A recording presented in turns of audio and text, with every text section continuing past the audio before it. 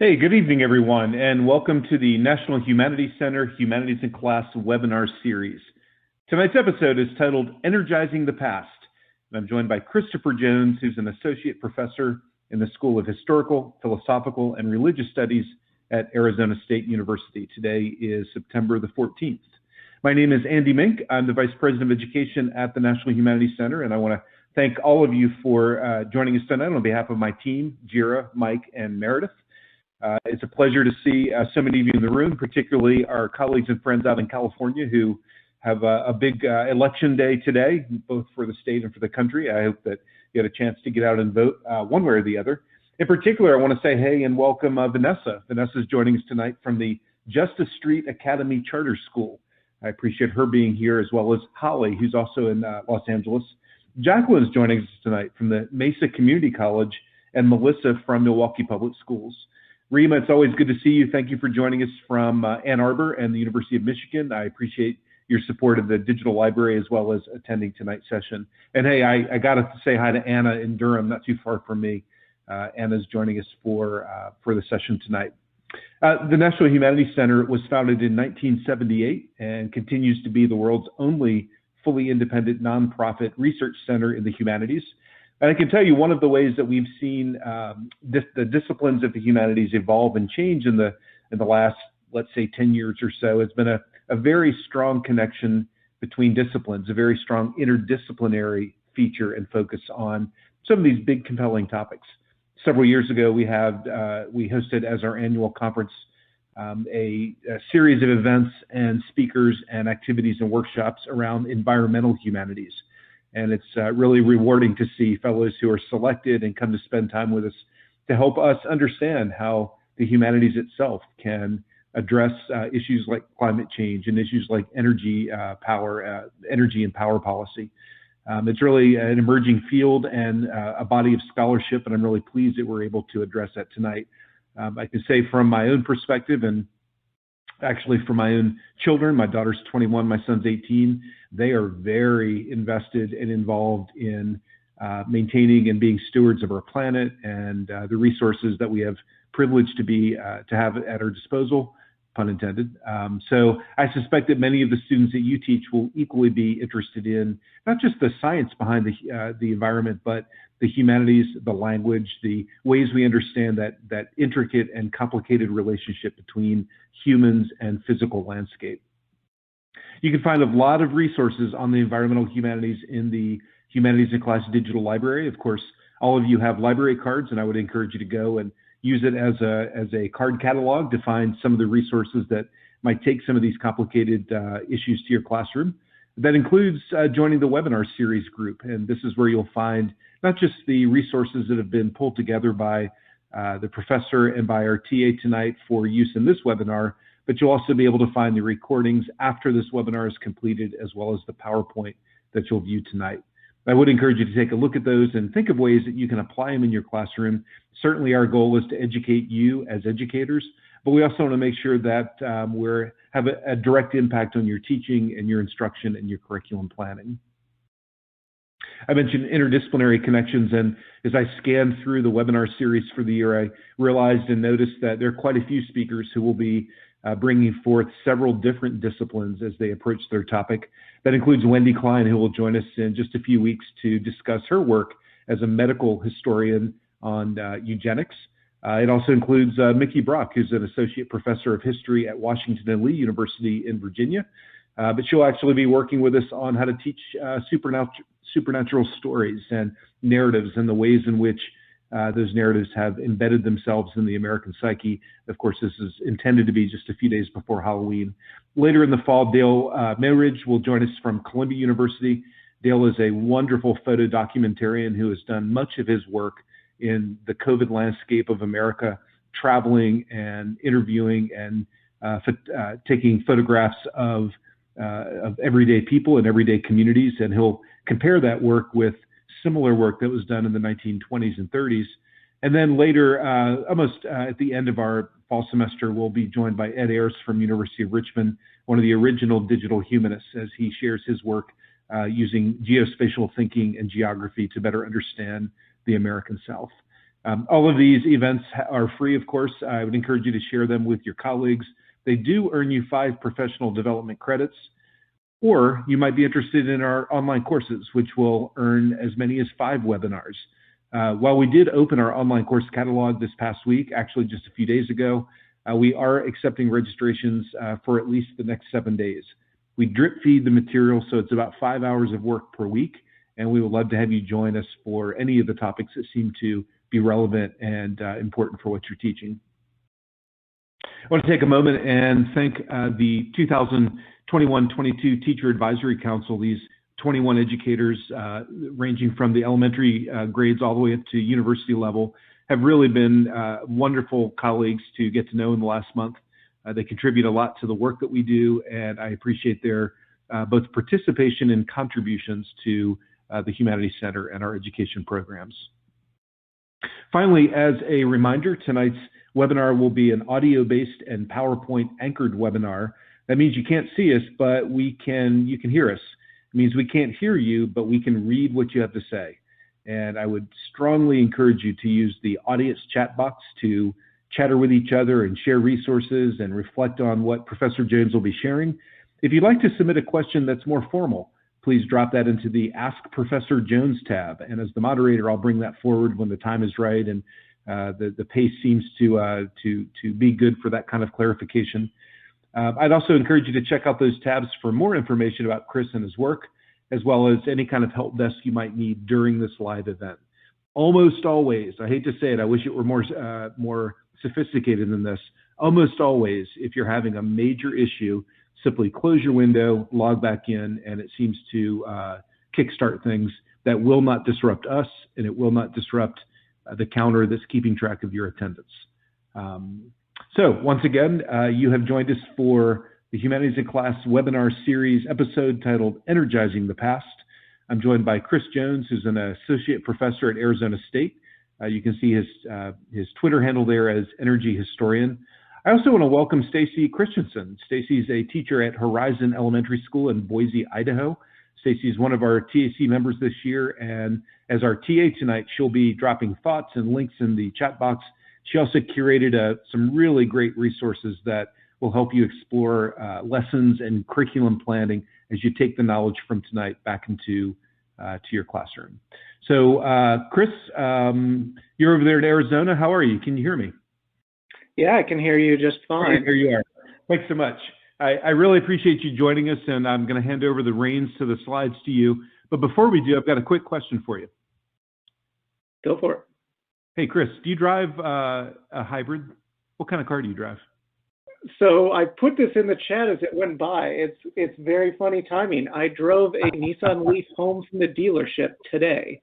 3 hours ago, I was at the dealership picking it up. That replaced the Prius that my wife unfortunately did a little too much damage to be repaired. So, but I will say I'm in my office with my bike against the wall here, and that even though it's still 105 degrees here, I live close enough, and parking is enough of a pain here that I'm a regular biker into the office. You know, I think it's tempting to consider tonight's topic of energy policy as being, you know, this kind of grid of activities and circumstances that are well outside of our control. But there's also the personal policies, right? The personal politics of how you engage with energy. And it sounds like through your hybrid and your bike, and I suspect a lot of other things you do in your daily life, that you keep that, you know, as a value system pretty close to heart. I mean, I certainly do. And I encourage others to do that. At the same time, as a sort of analyst of our big energy systems and how we work, I do think it would be a mistake at a social level. We, as individuals, we have to take responsibility for our actions. But as one of my friends said, no one asked individuals to win World War II for us, right? We thought a big collective national effort was necessary. And a similar thing should be how we should think about climate change, that we need a big national effort to create a renewable energy system that is going to give us what we need. And that's not, you know, it's good that I chose an electric car instead of a gas car, probably. But like that decision by itself won't get us there. So we need a combination, I think, of individual action, buoyed by a sort of national commitment to addressing the really pressing challenges we're facing that are not exclusively, but are in large measure a product of how we've come to use and depend on fossil fuel energy. It's fantastic. I appreciate the way you frame that, and I'm anxious to hear how you describe it to us tonight. The slides are now in your control. As the moderator, again, I'll be monitoring the chat box for occasional questions, but take it away, Chris. Sounds good. Well, I'll open with just, some pictures from recent news, right? We know how Hurricane Ida wreaked all kinds of devastation, but among other things, many parts of Louisiana went without electrical power for a week or more.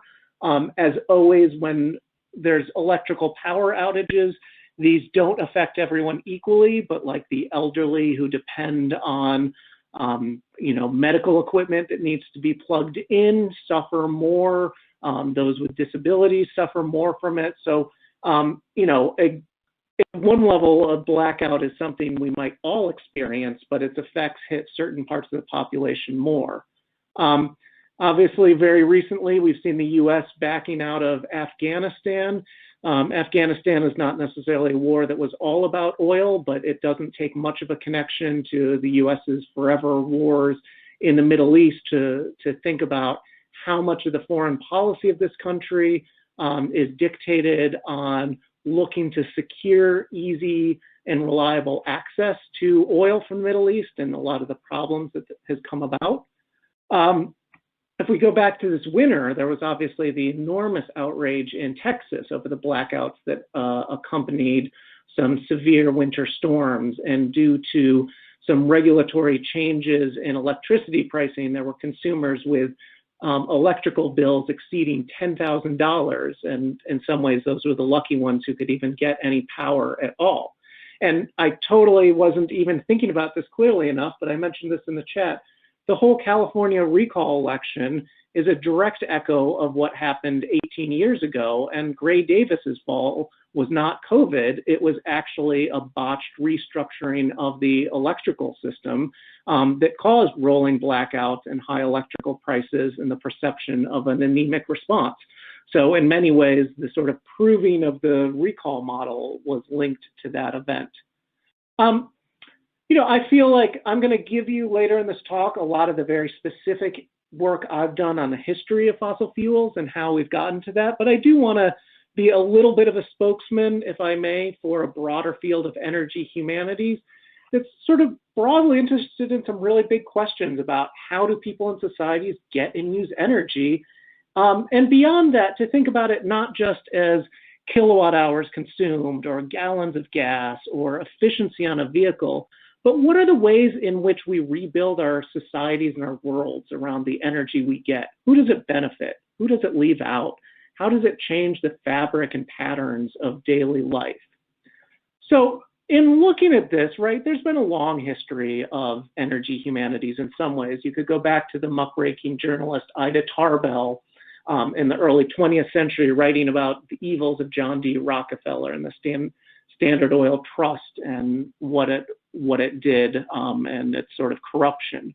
There's certainly been a lot in energy history and humanities on the great men of energy, right? Tesla versus Edison has become a particularly renewed topic of interest with people flocking to the side of Tesla over the evil Edison. A sort of new generation and wave of scholars really started to take on energy topics probably in the last 15, 20 years, particularly in response to climate and many of the environmental crises. This is showing mountaintop removal for coal mining and its environmental consequences, but the broader spectrum of climate change is obviously incredibly important in animating this work and driving many of the questions. But as we've looked at this, a number of us have started to see more complexity, right? Coal is bad, but, when we start studying regions like Appalachia that produce sort of enormous amounts of pollution that we'd rather not see in our grid, within that, there are real human communities here, right? There's people who are attached to place, that love their local places, that love their local environments, even if there are some pollutants in that love their ways of life, even if there's physical risks to mining, and sort of grappling with the complexities of what do we do with these types of communities who have contributed a lot to what is the growth of America and may need to transition, but don't really have many resources to do that. What do we owe to them? How do we think about communities like that?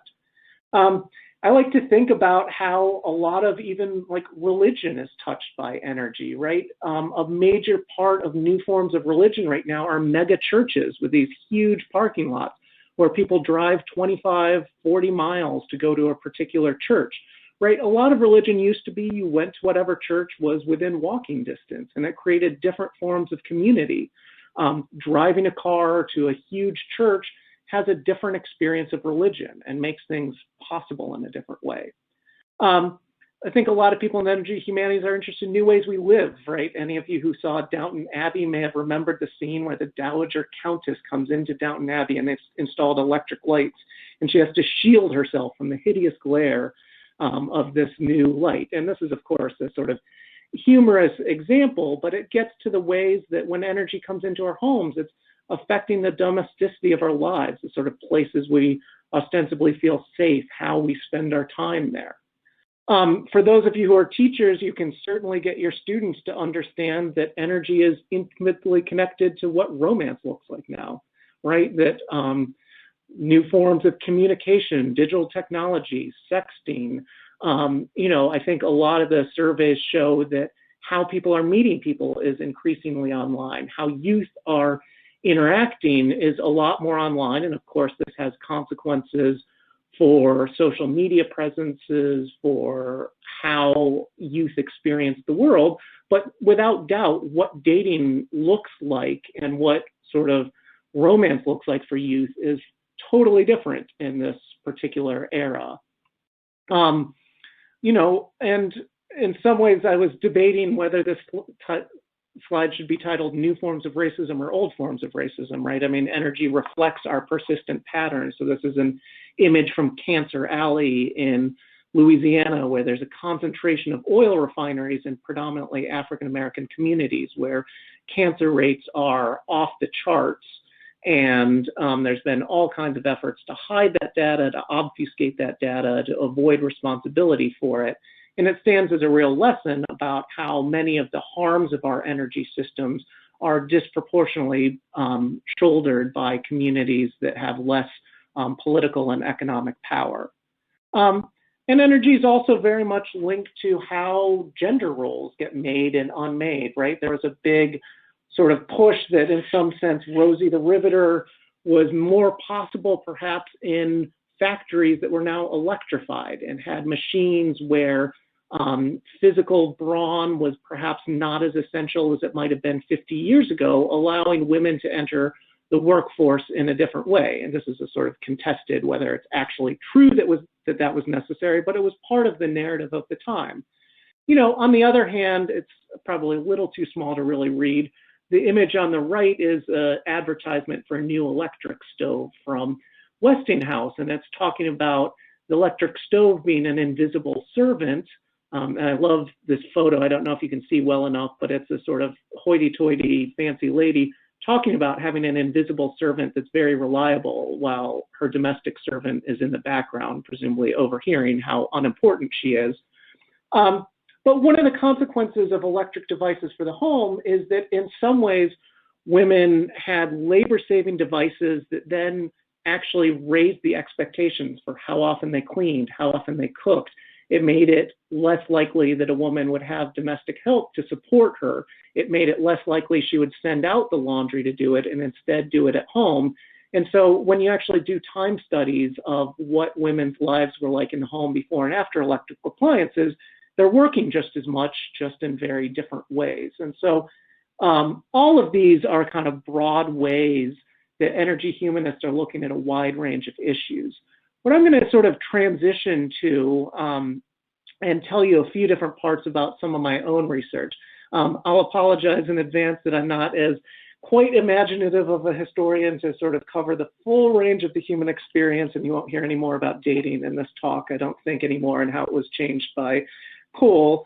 But what I have been really interested in looking at is what are the patterns of how energy transitions have happened? How did we get to a place where using prodigious quantities of coal, oil, electricity were just such an essential part of how we live, such that, as those first few slides showed, when they go away, life grinds to a halt. I mean, most of the time we actually live in this amazing world where I can be in my air-conditioned office in Tempe talking to you over my computer through my wireless, which connects to all of your wirelesses and allows us to connect in this way, right? I mean, we live in an amazing world where energy is so often available. It's unfortunately a world that is frying our planet as well.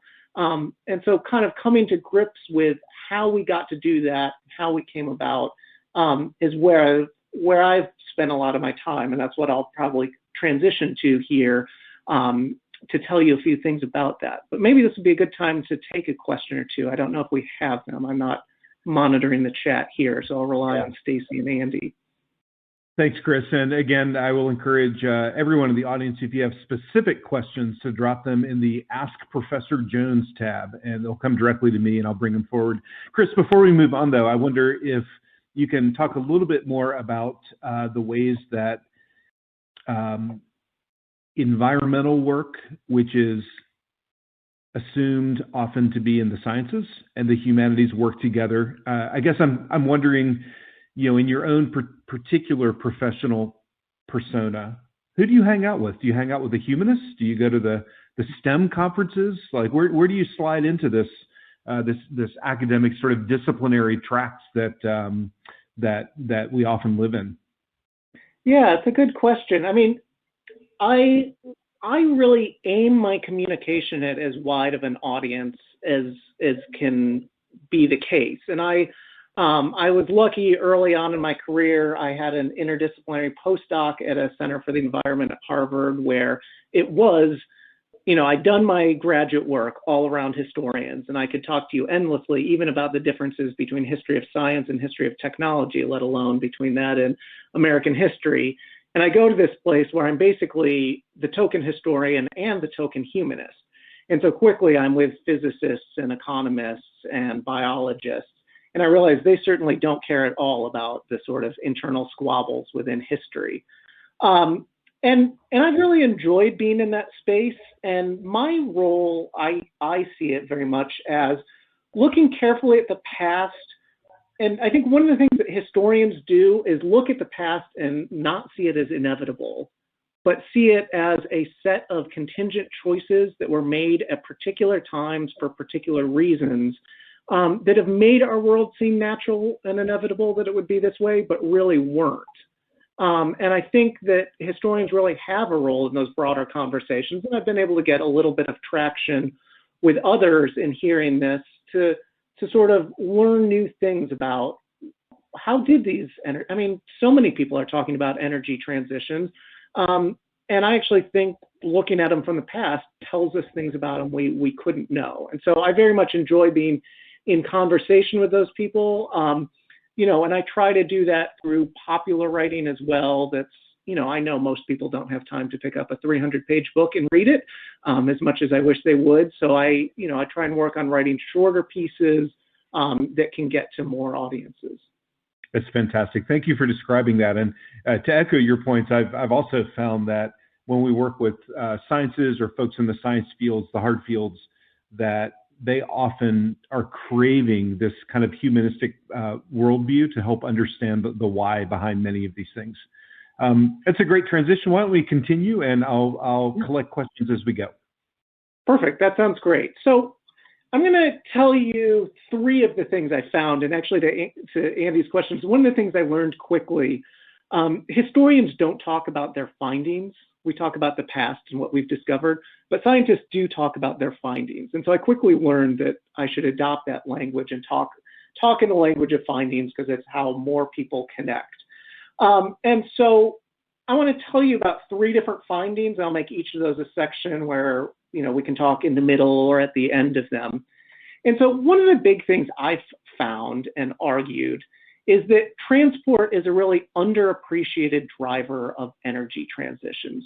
So if you look at how people study energy, you will find a lot of people talking about the producers of energy, right? Either the sort of leading people who build companies, who find the new strikes of oil, who manage the huge enterprises. You'll find a little bit about consumers and how they use this energy, but very little about how it gets from one place to another.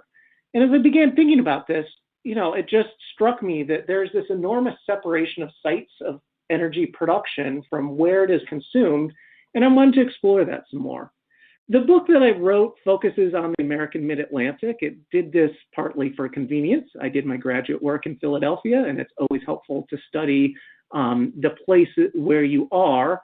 But it also did this because actually I do think the mid-Atlantic, Pennsylvania, New York, New Jersey, is really the sort of what I call America's fossil fuel heartland, the first place where many of these patterns got established. And I see how many of you there are from LA, and obviously LA has taken this to another level, and there's a lot of interesting ways to talk about California that maybe we can riff on during the questions.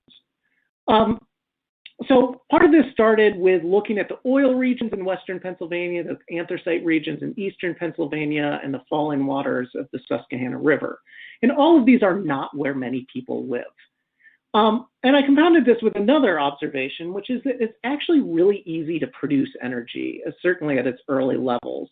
So the image on the left, it's a little hard to see all the details, but it's coal just exposed to the surface. And you see a group of maybe 8 miners just using axes to pull coal off the side of a hill and get it. The picture on the right, the first oil was found at relatively shallow levels, and you could literally kick in a well.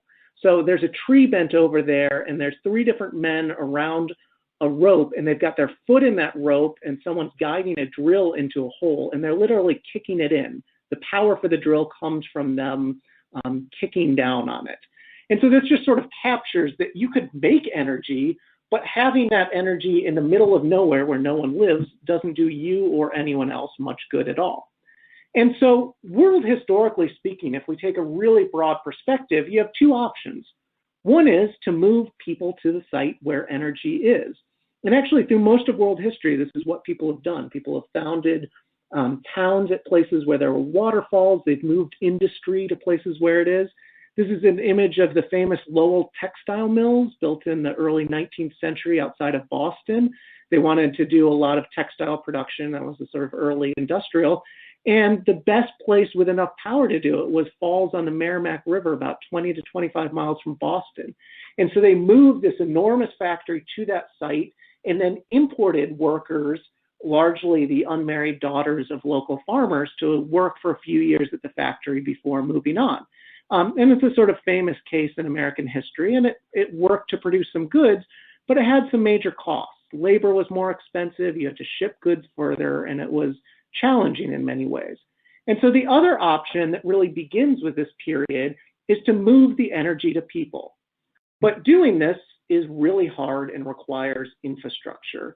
And so here's a sort of table from some of my research that I found, probably a little too hard to read, but it's basically showing how it was actually cheaper to import coal 3,000 miles from Britain to Philadelphia because you could do it in a boat than to move anthracite coal 100 miles overland because wagon transport is so expensive. And this chart is calculating how much cheaper it would be if you were building a canal, and it was part of a pamphlet trying to raise money to build one of those. If you look at oil, one of the really interesting facts is people found oil in western Pennsylvania and tried to move it in barrels overland or on barges. It actually turned out without proper infrastructure, you only got about 15 to 20% of the oil reaching your end markets. A lot of it evaporated, a lot of it spilled. And when you're thinking about electricity, which is part of the book, falling water can only be used within a stone's throw of the river unless you're converting it to electricity.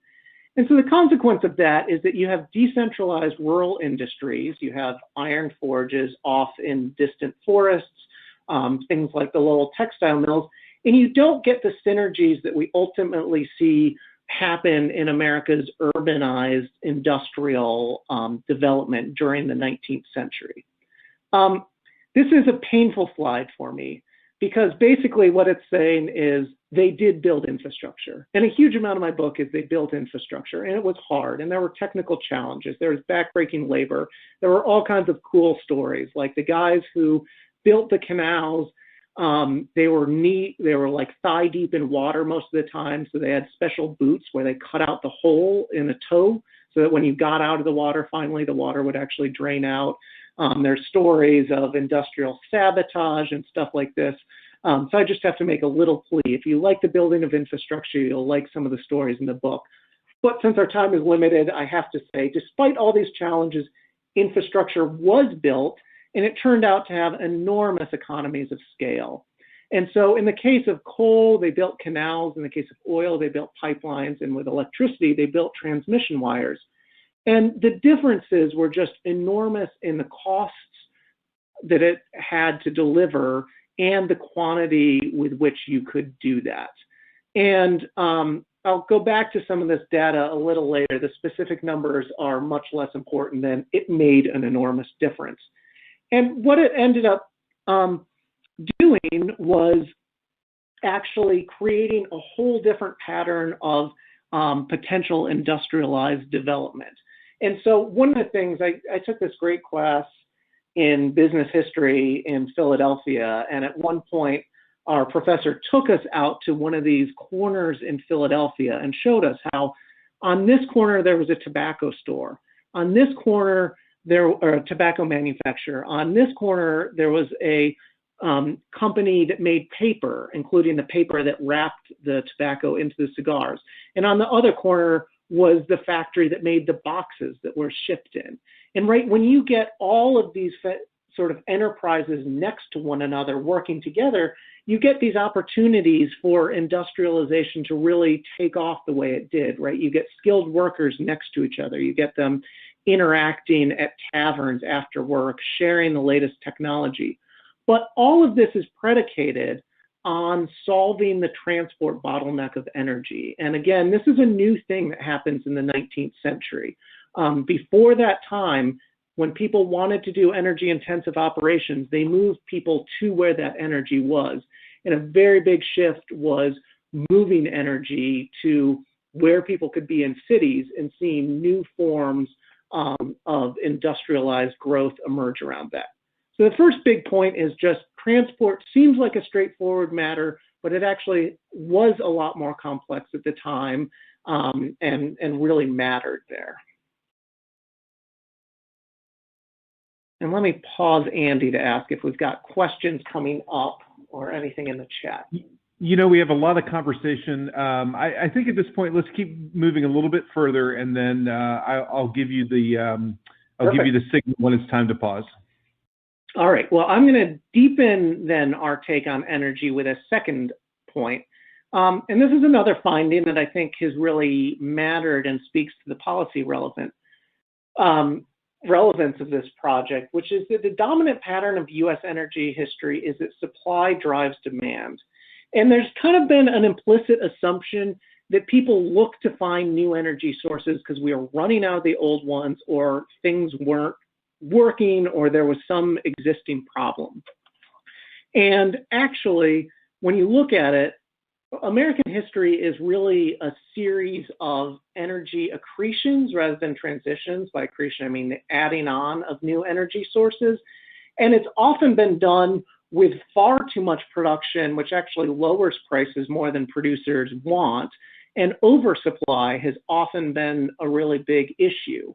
And it affects both how we think about energy transitions past and contemporary transitions to renewable energy in ways that I'll tell you about.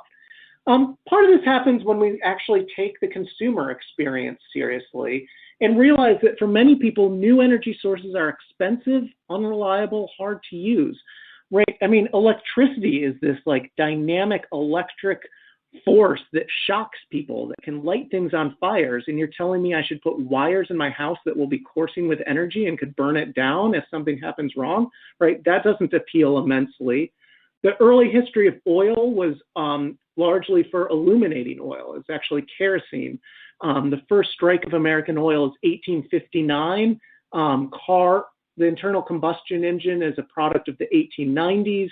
And the real spread of cars is not until the 1920s. So you've got 50, 60 years where actually illuminating lights are the major thing.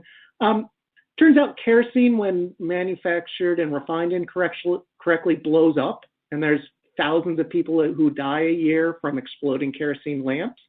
And anthracite coal turns out to be really hard to burn.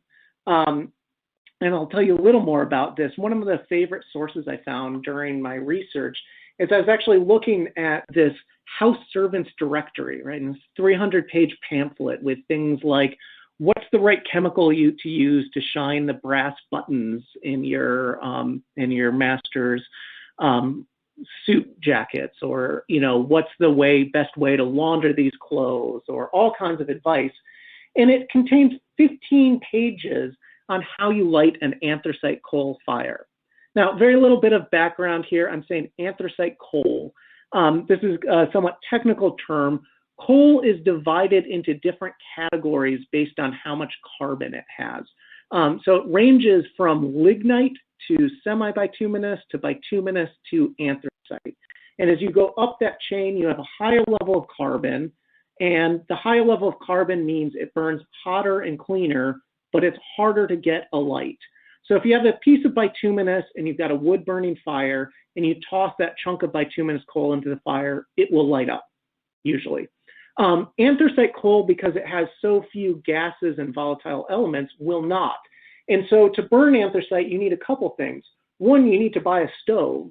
And when you're talking the 1820s, 1830s, homes have very few goods. People have table, chair, bed, set of serving dishes, but it's not a proliferation of devices. A stove is a very expensive purchase. And then you have to learn how to do it. It turns out you have to actually kindle a fire with wood in a very specific way, and then you have to design the airflow to be able to catch the anthracite fire coal into a burning fire. And it turns out to burn really well and hot once you do that, but you have to figure it out. And so how do people do this? Well, the logic of Field of Dreams, that movie, is if you build it, they will come. But I actually think the real pattern of history is if you build it, make them come. That it's not just a matter that people will come automatically, that what really matters a lot to the energy history is the presence of what I call boosters. People who pushed the idea that these new energy sources would matter and made the efforts to show people how to use them. And to think about a kind of contemporary analogy, right? We all have a friend who's probably the first person in line to get the new iPhone, right? There's always people who like to be the new tech adopters, but that's a really small part of the population. Most people, and to make an energy transition, you have to reach most people. Most people want to be sure it works, see how it is done, and it takes a while to reach them. And so Josiah White is a good sort of figurehead for this. He was the pioneer of the Lehigh Canal. He was a huge booster for anthracite coal. But once he helped build the canal, he realized he needed to build markets for it. And so he did things like he would give free samples of coal to anyone who was willing to experiment with it in a steam engine. He hired people to go around to the various factories in Philadelphia and teach people how to make the fires to use anthracite coal. And I have no historical record on what his wife thought about this, but he insisted that at their home there be kept an anthracite fire burning at any time so that people could come by and see how it worked. And so this is another historian, Mark Rose, has sort of called these boosters agents of diffusion, right? They're people who are not the great men and women of history. Their names are rarely recorded, but it's people who did the more humble work of teaching people how to use energy sources, to convince them, to show them how they work, to sort of operate in stores and demonstration projects. People who go door to door now and talk to you about solar energy, for example. And so a huge part of the history of energy transitions has been the effort to create transitions and to actively drive those transitions through the work of boosters. Sometimes the companies just did them themselves. So, one of the case studies I found that was really interesting, in 1910, the first hydroelectric dam is built on the Susquehanna River, and the power largely goes to Baltimore, about 40 miles away. Now, in the 1910s, you have starting electricity use. You're still, to put this into context, in 1910, you've probably got 40% of American homes electrified at that juncture. People are starting to use it, but you don't have a society built on electricity the way we do. And part of the issue is people don't use it at night after they turn off the lights. It's very low demand. But when you have a hydroelectric dam, you have, during certain seasons, the ability to produce basically free electricity. And so what the company that built the dam did was actually built what they called the Shawinigan Electro Products Company. And it made ferrosilicon. And ferrosilicon is an alloy useful for, 1917, what's going on here, right? World War I. We're building huge amounts of ships and other things. And it's a useful additive alloy to mix in with steel for building ships, among other things. But what's particularly notable is this chart here, where what I want you to do is look at the bottom right. So the big red line is the electricity use of Baltimore, right, from 1910 to 1917. So Baltimore is one of the largest American cities at the time, right? And it's using up to 30 million kilowatt hours per month. Their streetcar company is the next line, using about 10 million. Lancaster, a good mid-sized city, is using about 8 million. And this bottom corner has the Shawinigan Electro Products Company, and it's using almost a third of the power of an entire city to make ferrosilicon, right? It's crossing 10 million kilowatt hours in certain months to produce this good. And to me, it's an embodiment of how, once you have built energy infrastructure, it encourages you to find ways to use it, right? It's not just neutral. It's not just because it's there, we either use it or don't. It's like, if it's there, we find ways to use that energy, and then we get used to using things like ferrosilicon and come to depend on it. And so this pattern of building energy consumption plays out really interestingly there. And this then is where I actually think the transport systems come back with the supply issue to really offer a different kind of explanation about how and why we sort of kept going on these energy transitions. And so what happens if you look at the past, and this is true for the use of coal, oil, and electricity, is that it starts out being expensive. People build infrastructure, it makes it cheaper, but no one wants to buy it. But eventually they do build a demand, and once that demand is built, it actually justifies more infrastructure. And so this is an image of people widening and deepening a canal. And so part of what we see in the history of coal transport along canals is the first canals you could put a 25-ton boat on. The next one's a 60-ton boat. And then by the time they fully widen them again, you're getting 125-ton boats. It actually turns out mules are sort of dragging these boats along, but you don't need that much more animal power to drag a heavier boat. And so your costs start going down. And so all this produces something I've called landscapes of intensification. And I hope this slide works. I had animations, and I'm not actually positive that I'm. I think, you know what, Chris, I think if you use your down arrow, that might activate the. Well, look at that. They do. Yeah. Thank you, Andy. I appreciate it. So landscapes of intensification is the phrase I use for this system that gets characterized by positive feedback loops. So we start with the idea that these energy resources are found in rural areas. We add the fact that canals, pipelines, and wires are expensive to build. Then demand has to be created.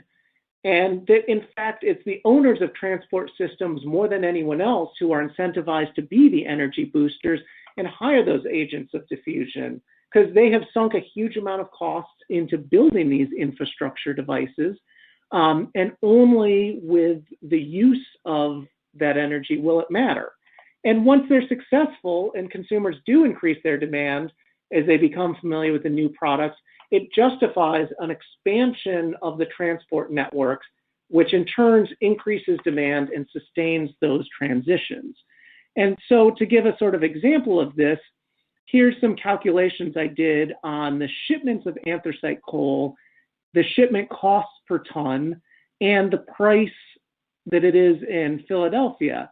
And what we can particularly notice that I think is quite interesting is almost all the price savings are passed on to consumers.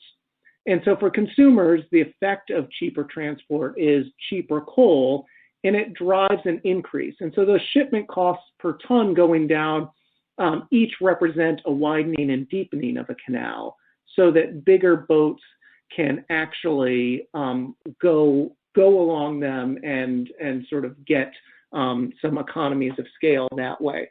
And so this is a way, again, in which, a lot of the default assumption is, well, energy somewhere else, we'll get it to where we need it. But actually the process of building that infrastructure helps set in a dynamic that helps explain why more and more and more keeps getting used. I do think that this has some real lessons for the present. And so, I think one of those is that agents of diffusion continue to matter. I don't know how many of you have had this experience, but the past week had someone knock on my door to ask about putting solar on my roof. And I already have solar on my roof, so it was a relatively short conversation. But people going around and just doing that door-to-door work matters. And also, some of this is word of mouth, right? This is showing an article talking about how the adoption of solar panels can't just be predicted on socioeconomic status or political orientation.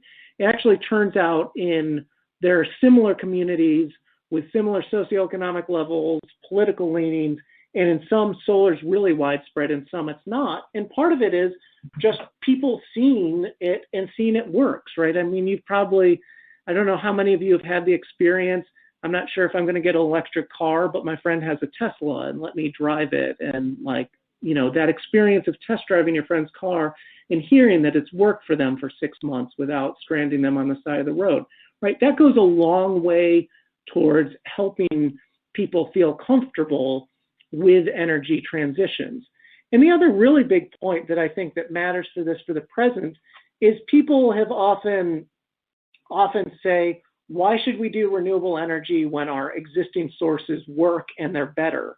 And there's a sort of assumption that when coal, oil, and electricity were first introduced, that people loved them and ran to them and automatically adopted them. And if that's not the case with electrical or with renewable energy, people say, well, they're just not as good. So why would we go from something good to something worse? And I think my read of the past and looking at the records and seeing what goes on suggests very strongly that that's just a bogus argument, that actually it wasn't seen necessarily right away as the fact that coal, oil, and electricity were better. It had to be, markets had to be created, a lot of hard work had to be done. And so if we're in an experience right now where hard work has to be done to convince people to get solar panels, to buy electric cars or whatever it is, that shouldn't be seen as a sign that they're inferior anyway. That's actually a consistent message with the past and how things have ended up developing. Chris, I'm going to pause if you don't mind. I've got a couple of questions that are queued up that I think will be relevant to what you've shared so far. And to your last point, this question comes from Jim in Macomb, Illinois, and he's curious what those incentives might be. Is it a matter of convincing or incentivizing these kinds of renewable energy options so that the consumer, drives the market, or does it come more from the production side? Which comes first, do you think? Yeah, the chicken and the egg. The cycles work together. I think one of the things that those of us in the humanities do is think some about narrative, which, those in STEM and policy, policy people appreciate narrative. Some people think narrative is a namby-pamby term, but I think humanists believe it's actually deeply powerful and that everything is a narrative and the narratives we tell matter. And so one of the things I want to say about this is just that the narrative that's sometimes told is renewable isn't as good because people have to be convinced about it. I think that's not a constructive or particularly accurate narrative. I think a narrative that says the way energy transitions happen is that what becomes unfamiliar gains familiarity over time, makes it sort of make sense why at the beginning adoption might be slower, why it might not be seen as superior right away. But given time and commitment and resources, there's actually a lot of reason to suspect that we will look back at our old ways with sort of shocked eyes, right? I mean, think about what we think about bloodletting as one of the dominant medical practices of the 19th century. I like to think when we get to the 21st century, people will look back and look at our fossil fuel energy practices as somewhat barbaric. I mean, they do enormous good for us, but with the ever increasing realities of climate change, it's clear how much harm they do as well, and to remain addicted to them is really damaging. And so the narratives we tell about what energy transitions are, what they should feel like, what they should look like, matter a lot. And I guess that's not directly answering your question about which is more important, but I do want to sort of point to that, a mix of incentives, right? I mean, I'm in general like, my thought is let's throw a lot of resources at this transition, right? I mean, when we decide to go to war in the Middle East, we don't seem to have any trouble dropping $500 billion or more a year. It's just a matter of social priorities. We could make this a priority and really make some very significant traction on it. And so we'll need a mix of production incentives and consumer incentives. But, I think, one of the other points I like to make around this and thinking about the agents of diffusion, right, we're going to need more than Elon Musk to solve our problems. I both admire and respect what he's done. And, if we're waiting around for the next Elon Musk to do everything that's going to solve all our problems, that's not a good collective solution to what needs to happen, and it doesn't sort of capture the additional work that needs to happen. Yeah. Let me bring forth a question from Gary. Gary's joining us from Central Virginia, and maybe this will even put a finer point on the answer you just provided.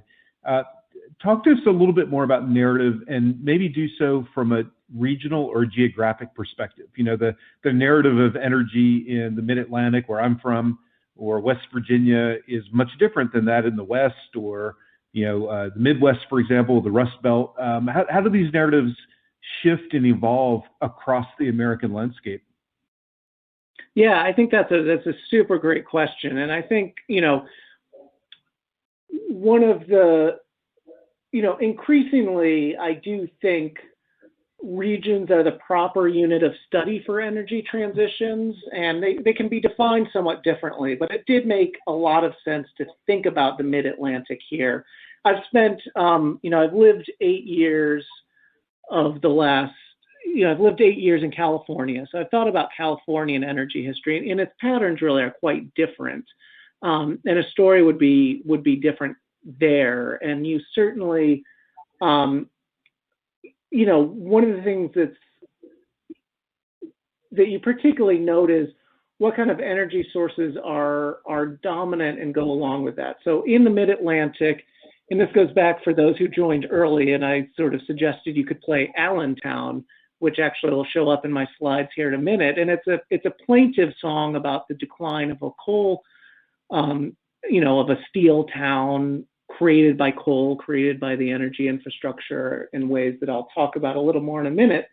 And our perception of that and of Scranton, right? If I say Scranton, I'm going to presume that the single thing, well, actually now with Joe Biden, maybe you guys are thinking of Joe Biden, but the other thing you'll think of is The Office, right? And the sort of depiction of a sad place. And that may be accurate today, but it sort of misses really 150 years in which these were super thriving places, proud communities with diversified industries, creating better lives for many of their residents. And so there's an attachment to coal and an identity around coal, and obviously this is super important in Appalachia. Move to the south, and you get very different narratives around oil, right? Texas, Oklahoma, and I've got some colleagues working on this. It's really there's some very, very fascinating overlays of religion and oil.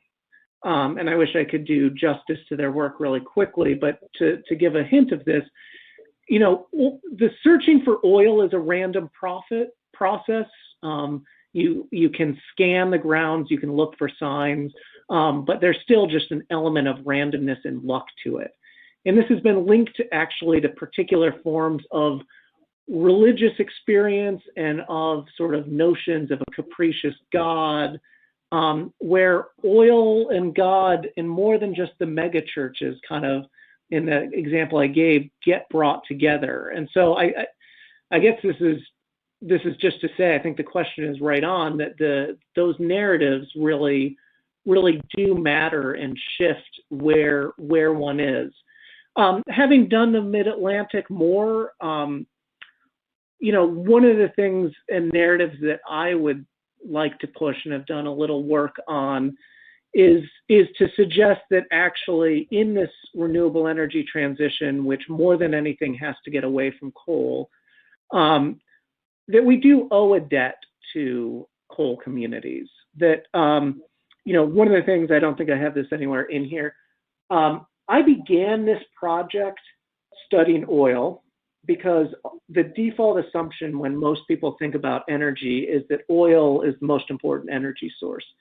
And the more I studied oil, the more I realized actually so many of the profound changes to the way our society looked came from coal. The urbanization, the industrialization, the new product, the railroads, new senses of time and space that came through a society built around coal really changed the experience of life far more than oil did. So I'm a big coal guy. It's not really it's a little bit of an old-fashioned sense. Coal doesn't get all that many people all that excited. But I think the more you look at it in the past, the more important you realize it was. And I really think that coal communities produced a source of energy that enabled a lot of growth, a lot of economic development for a lot of people, and most of those benefits flowed out of those regions. And what's been left is minimal industry, polluted landscapes, and small places struggling to get by without a lot of options in a world that's somewhat past them. And I think any part of a sort of energy transition that addresses climate that we hope is also something that enhances justice in the world, I think needs to take those coal communities really seriously.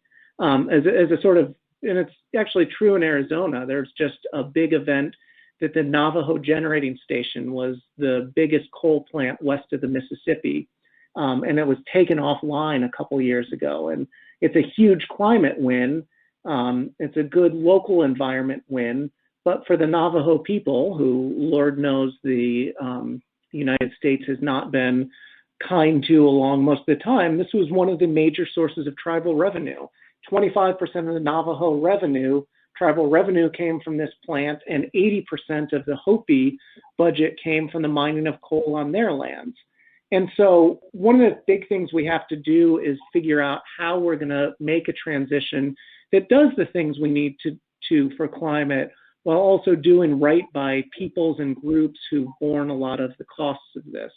And to sort of wrap it up there, it's going to take narratives to do that, narratives of value, of meaning, of contribution of communities, of sort of demands for justice, for that to be part of it. Because the economists aren't going to do that for us.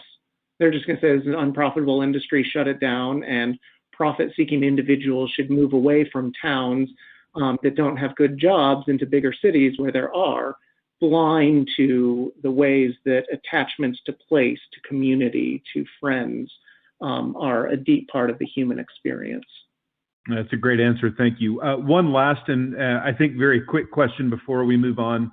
As the timekeeper and moderator, I need to remind us we have about 30 minutes left.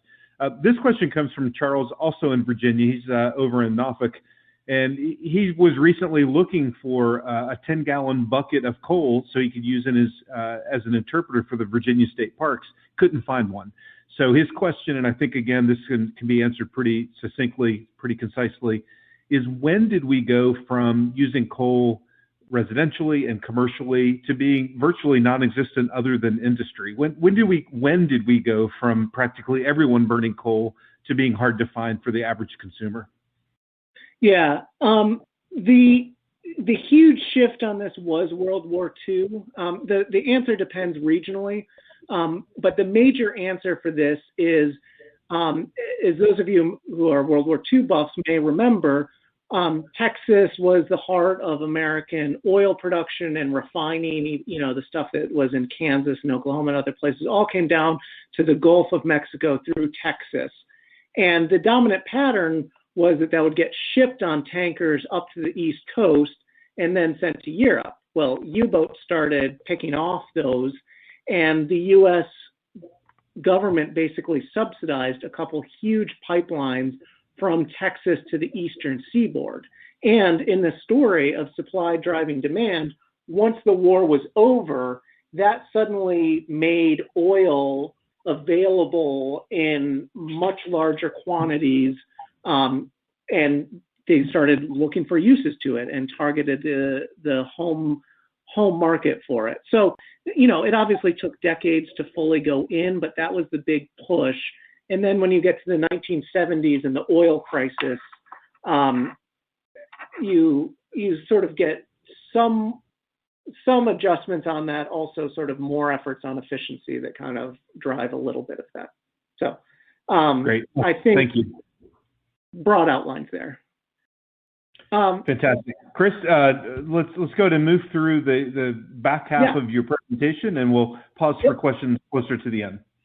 That sounds good. So I got one more chunk here and one more major finding to share with you, which is that infrastructure have politics. And one of the things I've really tried to do in my own work in writing the history of energy is to not write it as a history just of how we get and use energy, but of how the ways we get and use energy is part of American history, how it shapes political realities, how it shapes livelihoods, how it shapes why some regions rise and some regions fall, why some people benefit and why others don't. And in doing that, I like to think about infrastructure and energy as politics, right? That to really think that the ways we design infrastructure and energy system, it's intimately connected to the social distribution of goods and bads. And we can even think of these infrastructure systems as representing certain groups, as considering certain types of groups as stakeholders, and that, you know, they are subject to human decision making, right? How these are built, how they're designed, whether they're operated, whether they're continued, are always human choices. But these are really very rarely democratic. We don't vote on the Keystone Pipeline directly. We don't vote on transmission wires directly, usually. They're decisions made by smaller groups. And so I think when thinking about infrastructure, it's really important to ask who gets access. I'll talk some about what amplifier benefits exist. This is the idea that when you build something, you get sort of synergistic economic development around it. And of course, as an environmental humanist as well, I'm always concerned what are the environmental consequences. So one of the realities is that infrastructure systems are often narrow tendrils that serve few and exclude many. So this is a map of America's first set of pipelines from 1884. They all originate in Western Pennsylvania. And, you know, you'll see they go to a very few places. They go to the New York Harbor and Bayonne. They go to Philadelphia. They go to Baltimore. They go to Pittsburgh, Buffalo, and Cleveland. And the general truth has been that flows benefit urban centers most of all. This actually, I will dwell on this for a moment. This was a map that I created that I was really happy about. I didn't have the digital skills, so I hired someone to help me with it. But this is the flow of coal from the anthracite coal regions in 1855, a year where I got really good data. And I wanted to do, you've all seen those military maps, I presume, where you see sort of troops going in and the lines get smaller as the troops get killed off. My attempt was to show where coal goes and how much is drawn off. And so you can see the arrows, it's all originating in the middle left and all going down largely to Philadelphia, a lot of it being sent up to New York. And you can see in most cases how little the arrows shrink as they go. They shrink a bit, but it's sort of indicating that the flow of energy is overwhelmingly to urban centers. If we take the story forward to electricity, one of the notions of our infrastructure is it's remained unequal. And so this is a comparative graph from 1933 showing the percentage of the population with access to electricity. And the United States is under 70% at a time when many other countries are above 90%. This is all the way in 1933. And so the electrical infrastructure that America developed up to the 1930s was highly unequal. To go back to the point I made about Navajo Generating Station as well, this is was a huge power plant, supplied its power to Phoenix so that I could be in a place like this in an air-conditioned office talking to you guys. The Navajo Reservation is one of the least electrified places in America. So plenty of people could see the 700-foot smokestacks of the plant, couldn't get electricity to it. And so who gets access has often been very unequal. One of the things I was really interested in as I studied this was the notion in which the materiality of infrastructure matters. And so one of the big differences in my case studies was how different canals were from pipelines. And so canals, I call them coal canals, but they were actually just, artificial waterways on which any goods could be carried. And these were systems that were two directions, and you could ship any good on them up or down the river. The dominant use of them was to take coal from the coal regions to the cities, but you could also carry other things back and forth. And this will matter in a way I'll talk about in a minute. Pipelines are as strong of a contrast to this as you can get. They carry a single product in a single direction to a single place, and there's no stopping points along the way. And so this very different materiality of the infrastructure has very different amplifier effects. And so here's where Allentown comes back in and Scranton. These are pictures of them on the left from the 1880s, I think around that time, and they're showing thriving cities. These are towns, I'm of course in my office talking with my hands here, which is not helping you in any way. I'm trying to draw in the air the path of the canal and where these sit along the way. Verbally, I'll just say they are between the beginning and the end. And these large, robust towns grew up along there because canals helped them develop. They could get coal from above. They could get other products from below. Finished goods from Philadelphia could come up to them equally. They could be in a dynamic exchange with all the other parts of towns that were served by those canals. Pipelines don't do any of this, and so it's not the greatest picture, but the bottom right is showing you Oil City, one of the first towns founded in the oil regions, and it's a small town.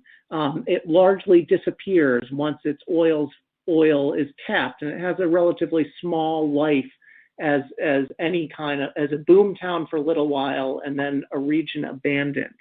And so this is a way in which the choices over what kind of transport infrastructure to build had really different regional effects on who could participate in a newly booming fossil fuel economy. As a historian, one likes to feel really clever about discovering things about the past. But this, of course, people in the past were smart. They knew this too.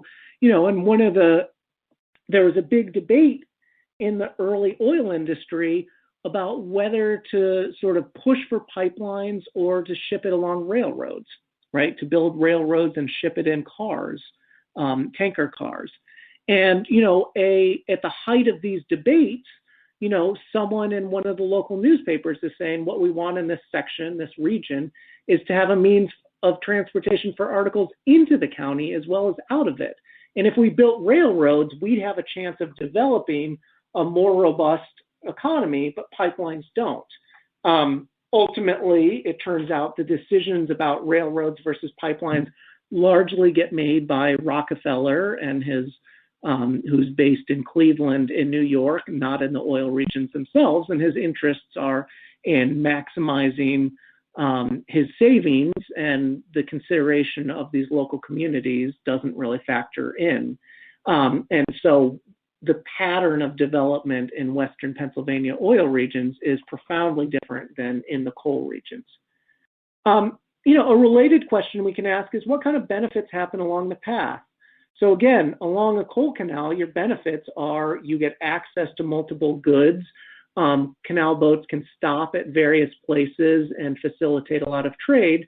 Whereas really, if you're along the path of a pipeline, pretty much the only way you're getting oil is if there's a major oil spill. And that, as we all know, is the last way that you would ever actually want to get oil on your property, just spewing out. And that image dramatizes what that might look like. One can also ask about transmission wires, right? In some sense, we see these wires going across the landscape. So shouldn't they, if there's wires, shouldn't you be able to just access them wherever? And the answer is no. Actually, the big electricity transmission wires that you see are sending electricity at super high voltage. And I won't bore you with the technical laws of physics, but the bottom line is the higher your voltage, the cheaper it is to ship the electricity. So the big transmission wires are operating at super high electricity. It's not safe to use. And the only way to use that energy safely is to what's called step it down, which you do with transformers. The cost of transformers to take power from 66,000, 125,000, 216,000 volts to a usable level is hundreds of thousands of dollars, even at the time, let alone now. And so it actually turns out seeing a electrical transmission wire go by your house is not useful at all. And again, that's something that was true in the past and is true today in my neck of the woods, where those huge transmission wires coming from the Navajo generating station went right past a number of homes, bringing that power to me and my colleagues in the Phoenix Valley, not serving those in the community where it was made. And if we're thinking about the environmental consequences, it's pretty much always the case that the environmental consequences of energy use are most severe at the site of production. Right, this is where minings and tailings and oil spills happen, and all kinds of other things show up, and the denuding of the landscape for all of this. And here to tie it back to transport systems make this easy for us. They dissociate consumers from those environmental harms, and encourages what others, and I use their language, have called sacrifice zones. That in many parts of America, we've basically sacrificed landscapes to say, these are regions we use, we exploit, we dump our toxins there, and we get all the energy out that we can, and we take it to urban places. And for those of us to be privileged middle-class Americans living in urban areas where we can always take our car to the gas station and fill it up, where we plug in our lights and they work, we don't have to see this. And I think it certainly is the case that if this was in our backyard, we would be a lot more inclined to act differently about it, to insist on different policy, and to take those harm seriously. And it's really taken in many ways the development of climate change to get us to feel like now no one gets to escape it, but it's still issues that are not borne equally by the population in any sense of the word. And without doubt, this is a persistent pattern, right? We would not tolerate the development of Canadian tar sands, which requires just sort of stripping off huge amounts of material from the landscape if that was, in the middle of LA or, a mile away from where I lived. The mountaintop removal that still goes on, is just not something that wealthy urban customers would tolerate near them, but our transport systems enable this. And part of this brings up a real question about what kind of transport infrastructure are we going to build for a solar energy future, right? Where are we going to put those solar panels? Are we going to put them on homes? Are we going to put them on stores? And how much of the, Mojave Desert are we going to turn into places where we sacrifice to produce energy? And, we might not have enough roofs and enough store roofs to produce all the solar energy we need. But I think there's a large case to be made to say deserts are interesting ecosystems. Take it from an Arizona guy, right? I've come to learn and know the desert in different ways. They're not just bare areas of sand. They're interesting, delicate ecosystems. They're sacred to a number of Native American groups. They have certain types of biodiversity that don't get elsewhere. And when we just pave over miles and miles of desert to build solar panels so that people can cool their McMansions in the summer, I think something's a little bit off on that. And it's very much linked to the fact that our transport systems allow us not to experience some of those consequences. So as my almost final slide here, some reflections kind of capturing this for those interested in contemporary energy transitions is to just think about the ways that transport infrastructure matters, to realize that our design choices about those really do shape patterns of energy access and environmental harm, and thinking about those in the right way really matters. To realize that the ways we use energy now were historically constructed. We might, in the present, adopt some new patterns that are more conducive to a renewable energy future. And that our costs of infrastructure, what we build now, will matter for a long time. It will perpetuate our energy patterns, and that has the opportunity to lock in good practices or bad practices. So let's try and lock in the good ones. And it's also a plea, as I think many historians will make, to see this not just as a history that will be defined by people like Elon Musk, but a history in which average people will matter a lot as well. So I'll pause there, and that's sort of what I have collected, and happy to take some questions on it. By the way, Chris, I appreciate your use of the term findings. I think that's a very clever turn of phrase as a humanist. We do have questions that are popping up, and again, in the last 10 minutes or so, I'd encourage all of our audience to drop specific questions into the Ask Professor Jones tab. Let's start with Rashid's question. Rashid is joining us from Morocco. Rashid wonders if you would dwell a little bit more on the issue of the impact of energy on gendered identity. Yeah, I think it's a really interesting question. There's a great new edited volume out on women and energy and how this plays out. I think there's a lot of stories of irony in this. So my dissertation advisor is a wonderful woman named Ruth Schwartz-Cowan, and she's not an energy historian, but a historian of technology. And her first book was called More Work for Mother. And when I mentioned some of these time studies, I'm drawing on her work.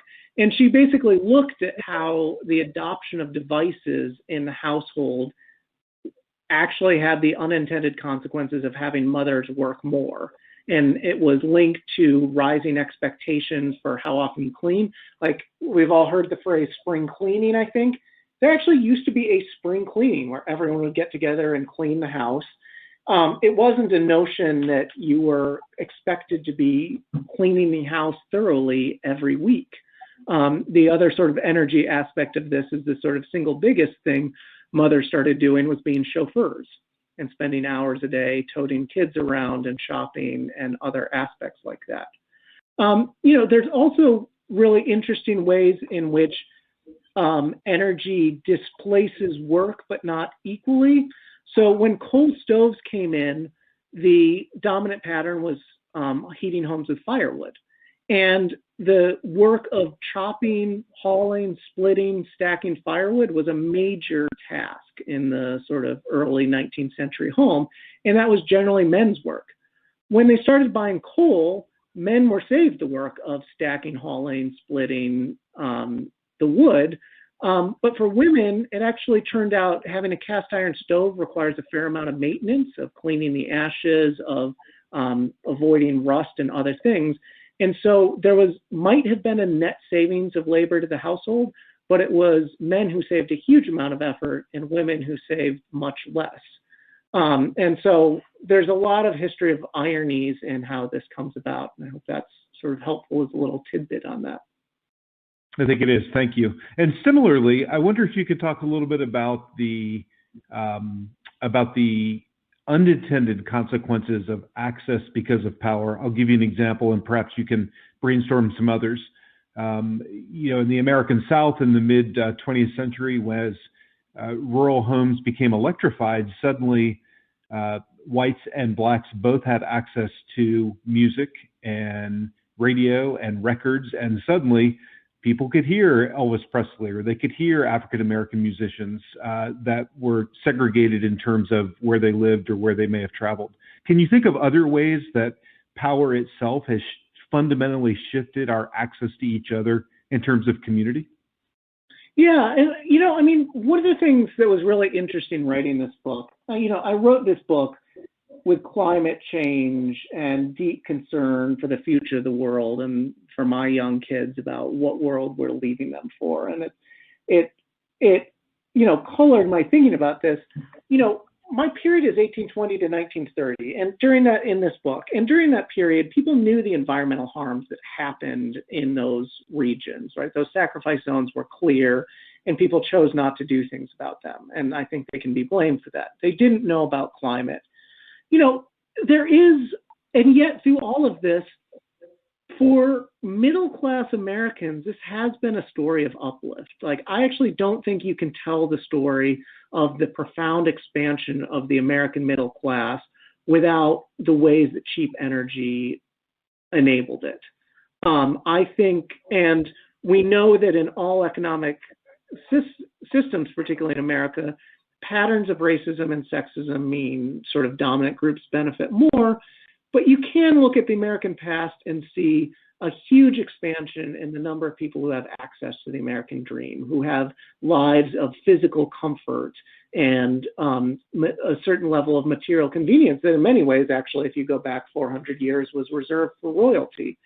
And so there is a way of telling this story that's actually like the most wonderful story of giving people opportunities who never had it. And that even though one can bemoan the inequalities and the fact that it wasn't perfect enough, there are many parts of the story that are a rising tide that lift boats, and that are stories of people in marginalized groups able to enter more of the mainstream, such that a multicultural world that we have now becomes more possible. So there is aspects of this story that I think fundamentally, I don't know how America could have gotten a middle class that was the majority of the population, where people of varying different backgrounds could all be part of it without the sort of economic world energy made possible. Maybe I'm just not creative enough, and maybe I can think about that more and have a better answer. But I really think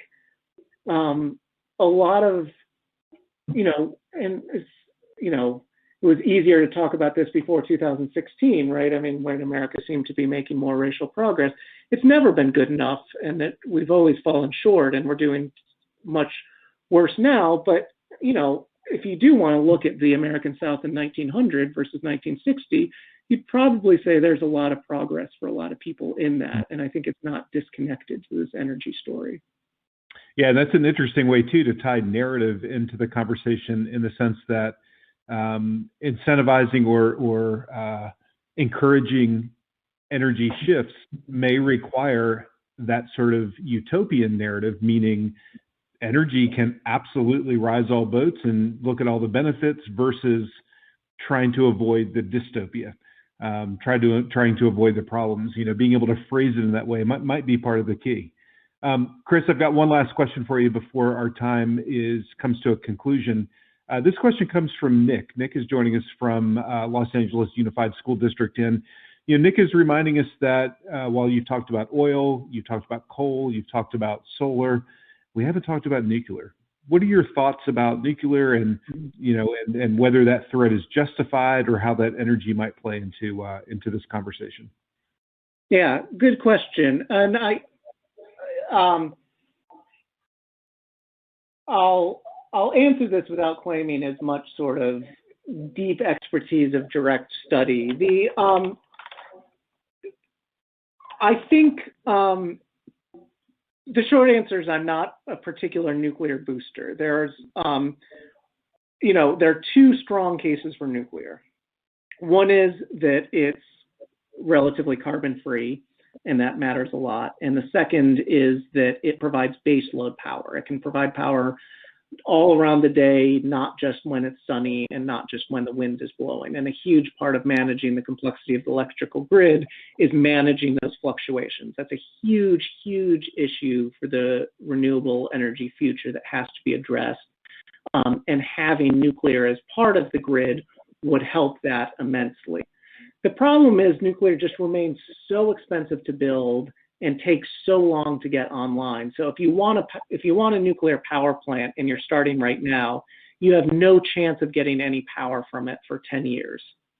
And the costs of it have we've spent decades trying to get the costs down and they've gone the wrong way. And at this juncture, we have seen the costs of renewable energy and particularly solar drop so much that my personal sense would be leaning more heavily on solar and combining it with batteries is going to be a faster and more cost-efficient solution than that.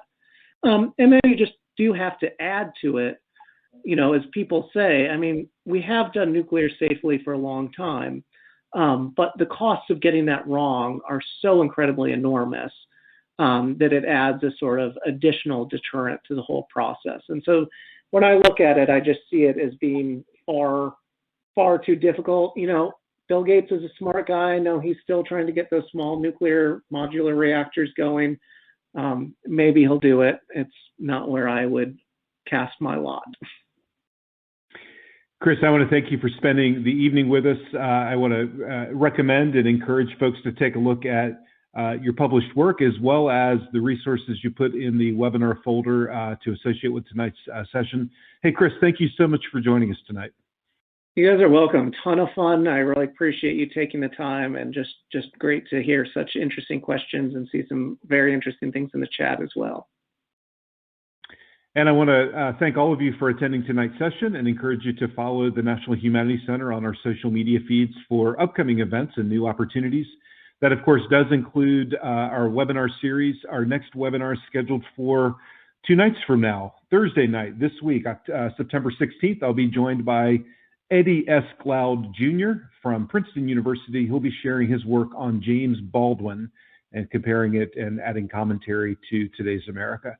Thank you, everybody, for joining. I hope to see you at a future webinar. Please go and take a look at our sign-up sheet, and if there are some that you didn't sign up for before, but you feel would be relevant and interesting, please do so. Have a great day at school tomorrow. We'll see you next time in the Humanities Class webinar series. Good night, everyone.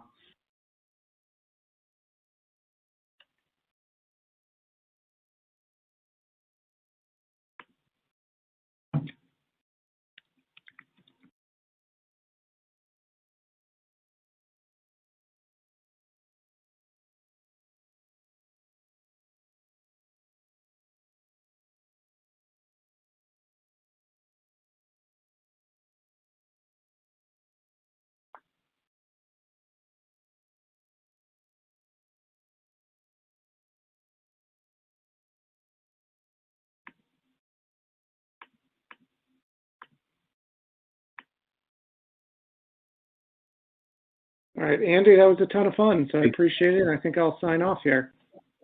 Good night, Chris. All right, take care.